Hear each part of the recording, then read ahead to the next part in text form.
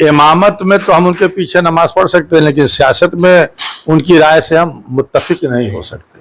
हम कहेंगे तो बड़ा लोगों को बुरा लगेगा। इनके ब्लड में ही है कि जिसकी सरकार बने उसकी तारीफ की जाए। कि तो मोदी जी को धन्यवाद भी देते हैं, ये मोदी जी की प्रशंसा भी करते हैं, ये तो कहते हैं कि जो मदरसों का सर्वे हो रहा है वो सही है, होना चाहिए। कल ये वक्फ बोर्ड का भी जो बिल आया है, कल हो सकता है उसका भी ये समर्थन कर दे। क्या मजबूरी हो गई कि एनआरसी का समर्थन कर रहे हैं? एक बात बता दे, शायद आप जानते नहीं होंगे, मैं भी देवबंदी हूं, तो हम भी इसके बयान की मजम्मत करते हैं, मुखालिफत करते हैं। ये इनका बयान घटिया है। उमर खालिद से लेकर सरजील इमाम से लेकर के गुलफिशा से लेकर के तमाम लोग जेलों में बंद हैं। कभी इनके जुबान पे बात निकली, भी उनसे सहमत नहीं रहे असदुद्दीन ओवैसी, हम भी उनके खिलाफ बोले हैं, लेकिन कम से कम वो आदमी हमारी बात पार्लियामेंट में उठाता है, इसलिए हम उसकी कहीं ना कहीं तारीफ भी करते हैं और मानते हैं कि वो आदमी बोलता है। मुसलमानों को ऐसे लोगों से दूर रहना चाहिए। अस्सलामु अलैकुम वरहमतुल्लाहि वबरकातुहू। नाज़रीन इकराम, कहीं ना कहीं मौलाना महमूद मदनी साहब की जो हकीकत है वो लोगों के सामने आना शुरू हो चुकी है। लोग उनकी हकीकत को बयान करना शुरू कर चुके हैं और कहा यह तक भी जा रहा है कि मौलाना महमूद मदनी साहब ने अंदर ही अंदर वक्फ बोर्ड बिल का भी समर्थन कर दिया है। जरा पहले आप इस वीडियो को देखिए, फिर उसके बाद में आपसे बात करते हैं। हाँ, वीडियो को शेयर करना बिल्कुल ना भूलें। हम कहेंगे तो बड़ा लोगों को बुरा लगेगा। इनके ब्लड में ही है कि जिसकी सरकार बने उसकी तारीफ की जाए। ये हमेशा सरकार के साथ रहे हैं। इनका बयान ये भी मैंने सुना था कि मोदी जी को जब इन्होंने पत्र लिखा था कि मोदी जी आप बहुत अच्छा कार्य कर रहे हैं और दूसरी बार आप चुनाव जीत के आए हैं। ये इन्होंने पत्र 2019 में प्रधानमंत्री मोदी जी को जब दूसरी बार चुनाव जीते थे तो इन्होंने लिखा था कि हम इससे बहुत प्रसन्न हैं, बहुत खुश हैं और उम्मीद है कि आप विकास करेंगे और आपका जो नारा है सबका साथ सबका विकास सबका प्रयास, वो बहुत ही अच्छा है और उसका भी असर पड़ा है, जिससे आप दोबारा आप सत्ता में आए हैं। इसके लिए हम आपको धन्यवाद देते हैं। कि तो मोदी जी को धन्यवाद भी देते हैं, ये मोदी जी की प्रशंसा भी करते हैं, ये तो कहते हैं कि जो मदरसों का सर्वे हो रहा है वो सही है, होना चाहिए। और आज एनआरसी को भी सही कह रहे हैं। एनआरसी पे जब मुसलमान सारे खिलाफ थे, आज सपोर्ट, जब सारे मुसलमान कितने दिन तक दिल्ली से लेके कानपुर तक उसमें जो है उसके खिलाफ जो है आंदोलन कर रहे थे, कभी एक बार झांकने गए? आज इनकी क्या मजबूरी हो गई कि एनआरसी का समर्थन कर रहे हैं? एनआरसी का समर्थन कर रहे हैं तो जो दूसरे लोगों को नागरिकता दी जा रही है और जो जमाने से मुसलमान हिंदुस्तान में रह रहा है उसको निकालने की बात हो रही है। ये कैसी इनकी दोहरी और दोगली पॉलिसी है? ये तो हर सरकार के हर मुद्दे का समर्थन करते रहते हैं ये लोग। हो सकता है इनको कहीं से लालच मिली हो राज्यसभा में कि आपको भी ले लिया जाएगा। बीजेपी तो तमाम उलमाए कराम को जो है साधने की कोशिश कर रही है, तमाम मुसलमानों की साधने की कोशिश कर रही है। तो मुसलमानों पे इस बयान का क्या असर होगा? एक बड़ी तादाद जो है इनको मानती है, इनका अपना रहबर मानती है। देखिए, एक बात बता दे, शायद आप जानते नहीं होंगे, मैं भी देवबंदी हूं, मुझको देवबंदी कहा जाता है। हालांकि मैं तो राजनीतिक आदमी हूं, कोई हमारा ही नहीं है, लेकिन हमारे ऊपर भी धब्बा लगा दिए लोग कि लारी साहब देवबंदी हैं। तो भी हम, अगर हमारे ऊपर धब्बा लग गया है कि हम देवबंदी हैं, लेकिन हम तो भाई मुसलमान हैं, सीधे सीधे जानते हैं ना, हम देवबंदी है ना बरेलवी है ना हदीसा, हम मात्र एक मुसलमान हैं, कौम के सेवक हैं।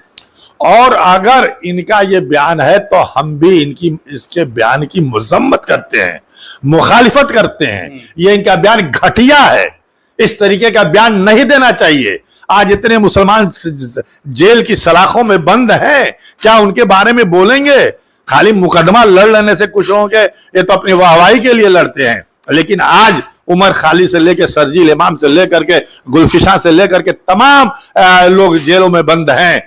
कभी इनके जुबान पे बात निकली कि क्यों बंद है? सरकार से कभी इन्होंने सवाल किया? ये पूछेंगे? इनकी हिम्मत है? ये डरे हुए लोग हैं, ये सहमे हुए लोग हैं। इनको डर है कि कहीं हमारे खिलाफ कोई कार्रवाई ना हो जाए। हो सकता है कुछ इनको बचाना हो, कुछ इनकी लीक पोल सरकार जानती हो, इनको कुछ इनकी जमीन जायदाद या कुछ ऐसी चीजें हैं जिसको ये बचाना चाहते हो। कल ये वक्फ बोर्ड का भी जो बिल आया है, कल हो सकता है उसका भी ये समर्थन कर दें। सरकार का दबाव पड़ेगा, समर्थन कर देंगे। तो मुसलमानों को ऐसे लोग जो बयान दे रहे तो उनसे क्या करना चाहिए? मुसलमानों को ऐसे लोगों से दूर रहना चाहिए। इमामत करते हैं तो हम वहां तक तो सही मानते हैं, लेकिन ये सियासत में आकर के या तो खुल के सियासत करें, और सियासत में आते हैं और इस तरीके की भाषा का इस्तेमाल करेंगे तो हम कतई इनसे सहमत नहीं है। हम इनके बयान की मजम्मत करते हैं, इस तरीके का बयान नहीं इनको देना चाहिए। ये आज जो हालात हैं, आज जो हालात हैं हिंदुस्तान में, जिस तरीके से मॉब लिंचिंग हो रही है, जिस तरह से मदरसे तोड़े जा रहे हैं, जिस तरीके से मस्जिदों को तोड़ा जा रहा है, जिस तरीके से ये जिस पार्टी का समर्थन करते हैं, अभी इन्होंने राहुल गांधी का 2024 के चुनाव में समर्थन किया था और तमाम इनके लोग मस्जिदों तक में पर्चा बना रहे थे, तो जो समर्थन इन्होंने किया, हिमाचल में राहुल गांधी की सरकार है, कांग्रेस की सरकार है, आज क्या हाल है इनके जबान में मुंह की बोले उसके बारे में कि वहां कांग्रेस के दो मंत्री मुसलमानों के खिलाफ जहर उगल रहे हैं, वहां नेम प्लेट लगाने की बात कर रहे हैं, नाम लिखने की बात कर रहे हैं, मस्जिद को तोड़ने की बात की जा रही है कि मस्जिद को तोड़ा जाए, अवैध है, ये रैलियां निकाली जा रही हैं और कांग्रेस के लोग कर रहे हैं। एक सवाल मैं और लूंगा, जो उसमें एक बयान और था असदुद्दीन ओवैसी वगैरह, भले आप असदुद्दीन की राजनीति से आप भी इत्तेफाक नहीं रखते हो, लेकिन जो उनके मानने वाले, जो उनके सपोर्टर है, उनको पागल तक कह दिया, उनकी राजनीति को बांटने वाली राजनीति कह दिया। दूसरी तरफ ये देखा जाता है कि मुसलमानों की आवाज असदुद्दीन ओवैसी सबसे पहले उठाते, तो आप इस पर क्या कहेंगे उनके बयान? अगर कोई किसी को पागल कहता है तो मैं तो समझूंगा कि वही पहले पागल हो गया है, जो इस तरीके की जो बयान देते हैं। देखिए, ये लोकतंत्र है, ये लोकतंत्र है ना, इसमें सबको आजादी है कि वो चुनाव लड़े, राजनीति करे, पार्टी बनाए।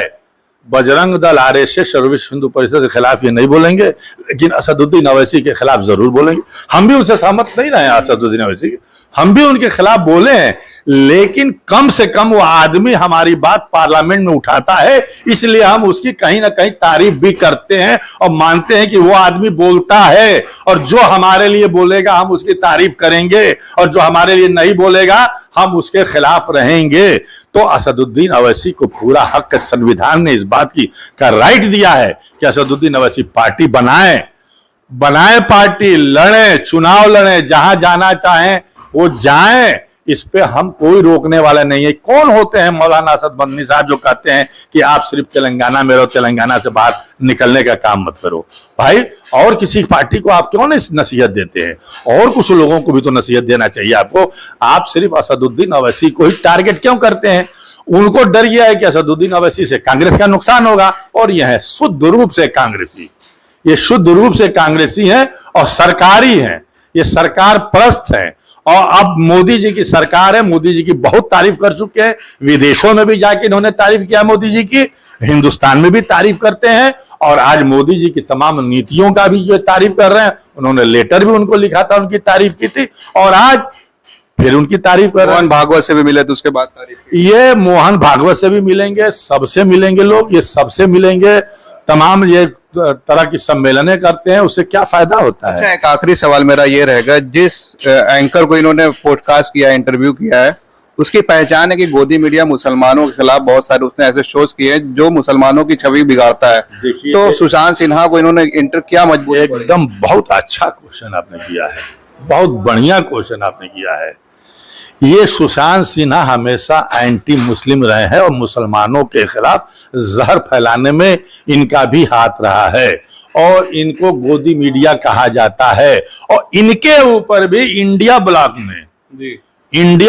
ने जो इंडिया ब्लॉक बना है, उसने पाबंदी लगाई थी कि हमारे नेता इन 12 गोदी मीडिया के एंकरों को अपना बयान नहीं देंगे। तो आप इनको नेता मानते? लेकिन आप इनको नेता मानते? तो नेता ही हो गए ना, सियासत में आ गए हैं, तो ये भी जो है अब गोदी मीडिया को बयान दे रहे हैं, जो हमारा दुश्मन है, जो हर बात को, कहीं अगर कत्ल हो जाती है, कोई लड़की मारी जाती है तो कहा जाता है कि अशरफ ने मारा, कहीं रेल की पटरी पे कहीं कुछ सामान मिल जाता तो मुसलमान ने रखा। हर एंगल में मुसलमानों की जोड़ने की कोशिश हो रही है, चर्बी वाले कान में भी मुसलमान को जोड़ने की कोशिश हो रही है। तो हर जगह हिंदू मुस्लिम हर जगह पाकिस्तान लाया जा रहा है। तो कभी इसके बारे में भी तो असद मदनी साहब बोलें, कुछ करें, या अगर कोई हम अगर बोलें मुसलमानों के समर्थन में और हम चुनाव लड़ें तो हमारे खिलाफ भी लोग जो है बयान देते हैं कि ये भाजपा से मिले हुए हैं, भाजपाई हैं। आप क्या कर रहे हो? हम तो भाजपा से मिले हुए हैं, आपने तो सर्टिफिकेट दे दिया, आप क्या कर रहे हो? किसकी तारीफ कर रहे हो? किसके समर्थन में हो?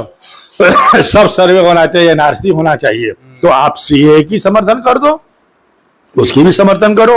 वक्फ अमेंडमेंट बिल जो आ रहा है तो उसका भी समर्थन करो। हो सकता है कि उसका न करें, क्योंकि हो सकता है बहुत माल इन लोगों के पास हो, तो उसको बचाने के लिए न बोलें।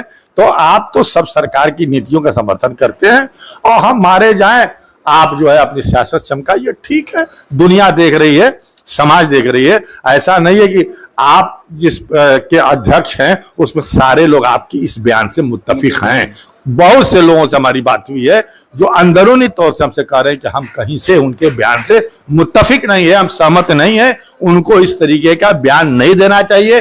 किसी के राजनीति के ऊपर पाबंदी लगाने की बात और दूसरे इलाकों में जाने पर रोक लगाने की बात नहीं करनी चाहिए। जब सरकारें नहीं करती हैं तो ये कौन होते हैं जो इस तरीके का बयान दें? भाई तो नाज़रीन इकराम, देखा आपने, पूरी वीडियो को सुना, और जनाब असदुद्दीन ओवैसी साहब जो उनके ऊपर लोग बी टीम बीजेपी का होने का जो दावा करते हैं वो सरासर गलत है। और जनाब असदुद्दीन ओवैसी साहब जो है बिल्कुल मुसलमानों की हिमायत में हर वक्त तैयार रहा करते हैं। मैं तो ये कहता हूं कि जनाब असदुद्दीन ओवैसी साहब जैसा नेता अब दोबारा हमको काश कभी मिले। उनकी हमको हिमायत करनी चाहिए, वो हमारी हिमायत करते हैं, हमको भी उनका समर्थन करना चाहिए। अस्सलाम वालेकुम वरहमतुल्लाहि वबरकातुहू। हमारे चैनल पर नए हैं तो इसको सब्सक्राइब कर लें।